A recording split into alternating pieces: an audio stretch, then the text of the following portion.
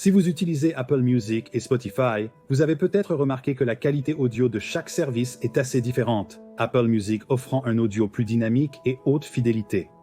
Alors pourquoi est-ce ainsi? C'est parce qu'Apple procède différemment de Spotify à bien des égards. Premièrement, il diffuse des chansons à un débit plus élevé, 256 kilobits par seconde comparé à 160 pour les utilisateurs gratuits de Spotify.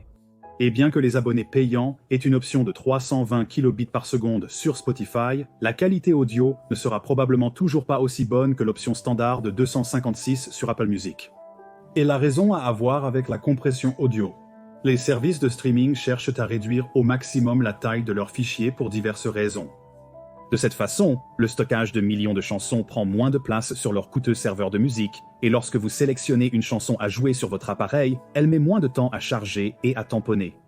Enfin, le téléchargement d'une chanson pour une écoute hors ligne prend moins d'espace de stockage.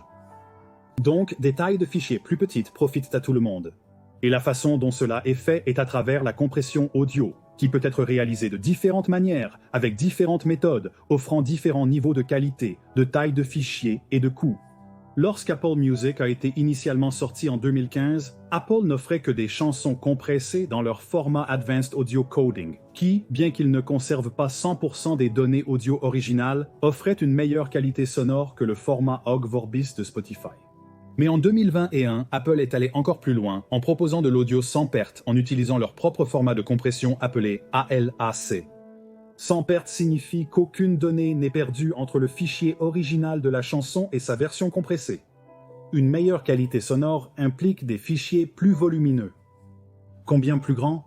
Eh bien, une chanson Advanced Audio Coding de 4 minutes sur Apple Music serait d'environ 4 mégaoctets, tandis que la même chanson en sans perte serait d'environ 20, donc environ 5 fois plus grande.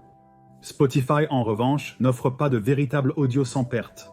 Ils ont annoncé des plans pour un nouveau niveau de streaming Spotify Hi-Fi en février 2021, qui aurait livré des chansons sans perte aux utilisateurs prêts à payer un abonnement mensuel plus élevé. Mais il n'y a eu aucun signe de cela depuis. Et après 3 ans, beaucoup se demandent s'il arrivera jamais. Pendant ce temps, Apple a non seulement offert de l'audio sans perte sur leur plateforme de streaming, mais l'a fait sans facturer de primes. Et ils ne se sont pas arrêtés là. Apple a également créé quelque chose appelé audio spatial, qui est essentiellement une version améliorée du son surround, où les instruments ou les voix peuvent être placés dans un espace 3:15 autour de l'auditeur, créant une expérience audio similaire à celle d'un cinéma. Cette technologie est obtenue en prenant essentiellement un signal Dolby Atmos de 5.1 ou 7.1 contenant plusieurs canaux, puis en appliquant divers filtres audio et égaliseurs pour donner l'impression que le son provient de partout autour de vous. Encore une fois, Spotify n'offre pas cette technologie. Mais Apple ne s'est pas arrêté là. Parce que les AirPods ont des capteurs comme des accéléromètres et des gyroscopes, Apple peut suivre les mouvements de votre tête et ajuster l'emplacement de ses canaux audio lorsque vous bougez la tête. Cela donne l'illusion que le son provient d'un point fixe dans l'espace, comme si vous étiez vraiment dans un large cinéma, plutôt que de porter des écouteurs qui sont coincés sur votre tête.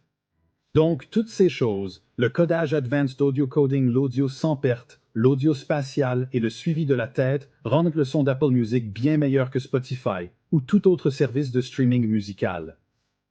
Greg d'Apple Explained vous remercie d'avoir regardé jusqu'au bout. À la prochaine vidéo.